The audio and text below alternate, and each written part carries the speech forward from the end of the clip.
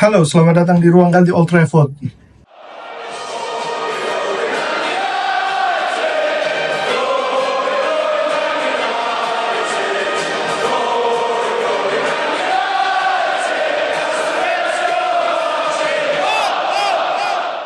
episode kali ini kita akan membahas seputar preview dari laga Community Shield nanti malam,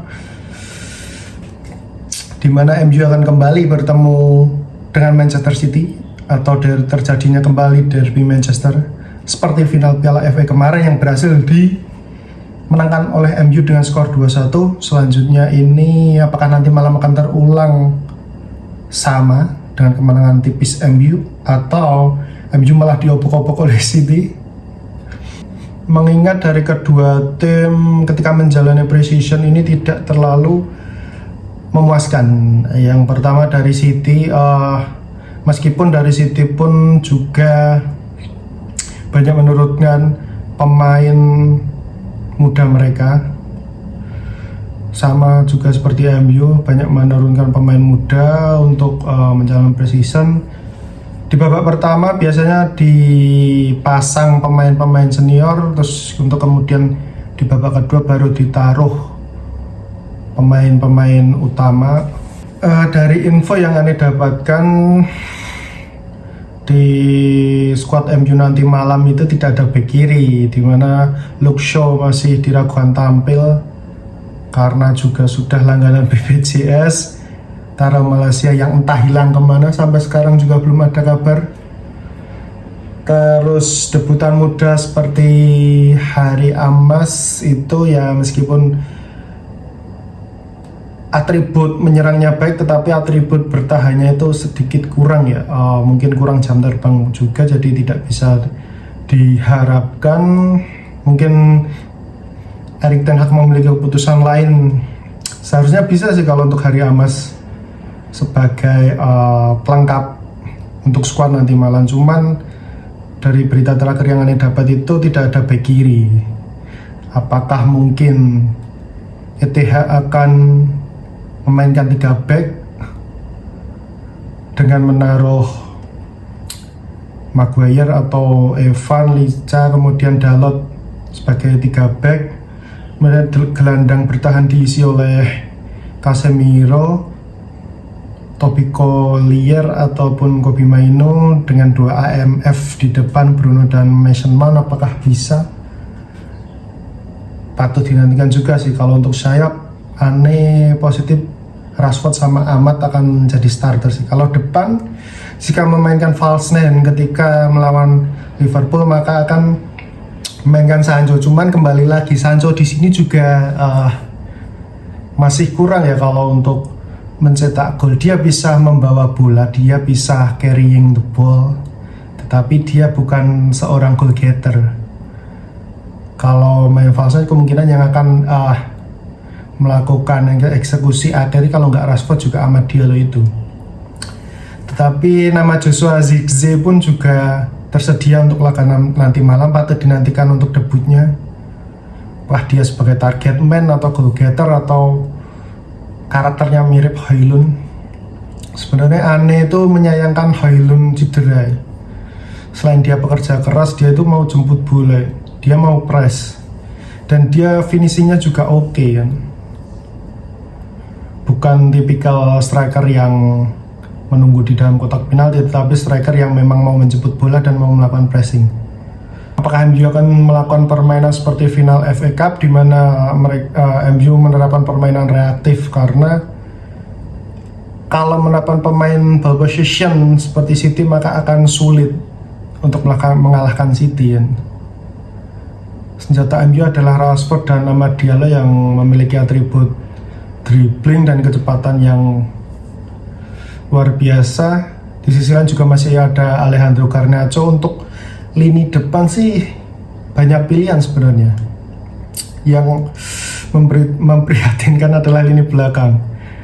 Yang tersedia cuma Maguire, Evan, sama Licha. Kalau Licha oke lah, kita semua tahu permainan Licha. Kalau untuk Maguire, dari beberapa pre-season lalu dia itu telat nutup, dia itu telat membackup, telat lari. Sebenarnya kalau untuk lini Euro pun juga belum matang sih, apalagi dengan harga yang lumayan tinggi, 50 juta plus add-ons 12 itu kan. Jadi patut dinantikan ataukah malah menjadi beban tersendiri terhadap lini Euro. Johnny Evans pun juga ya faktor umur lah, kita bisa memaklumi untuk fokus 90 menit aneh rasa juga tidak bisa. Casemiro pun yang masih 33 tahun ya, di preseason beberapa kali melakukan kesalahan, salah umpan, salah intercept. Aneh pribadi sih kalau Casemiro itu memang layak dijual sih. Kalau untuk Casemiro, Evan itu mentok bisa main fokus, menurut Aneh cuma 60 menit lah, 60-70 menit itu udah maksimal itu. Kalau untuk 90 menit itu Aneh rasa kita akan banyak kecolongan. Cuman kembali lagi keterbatasan pemain yang ada memaksa kita untuk memainkan sekuat yang apa adanya. Di sisi lain isu tentang AWB kan juga semakin meningkat. AWB akan keluar, Mazauri dari Munchen akan masuk bersama Matthijs de Ligt. Cuman sampai sekarang juga belum ada here we go dari Om Fabs. Ya, kita tunggu saja untuk kabar berikutnya. Menurut Aneh sih kalau untuk nanti malam kita masih mungkin dengan presentase 15 atau 20% bisa lah, dengan mengandalkan permainan reaktif atau counter attack. Yang jadi pertanyaan adalah gelandang kita dan bek kita apakah mampu untuk mengcover Haaland,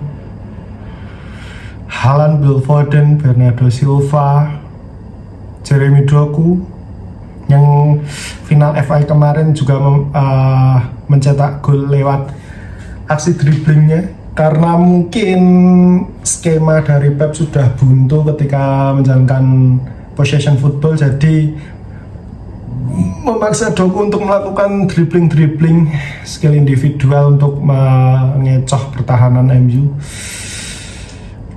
Ya, Anda berharap tetap menang sih, mau bagaimanapun caranya, karena ini bukan liga, ini kompetisi, bukan liga yang harus mengharuskan permainan bagus terus untuk selalu menang, perlu konsisten. Kalau ini kan bagaimana caranya bisa menang sih. Atau mungkin nanti Joshua Zirkzee malah bisa jadi starter, cuman Aneh juga belum lihat bagaimana karakter striker ini, cara mainnya apakah juga sama dengan Højlund atau dia termasuk fox in the box atau goal getter atau target man, karena dia ini juga lumayan tinggi kan, untuk tinggi badannya kan masih di atas rata-rata kan.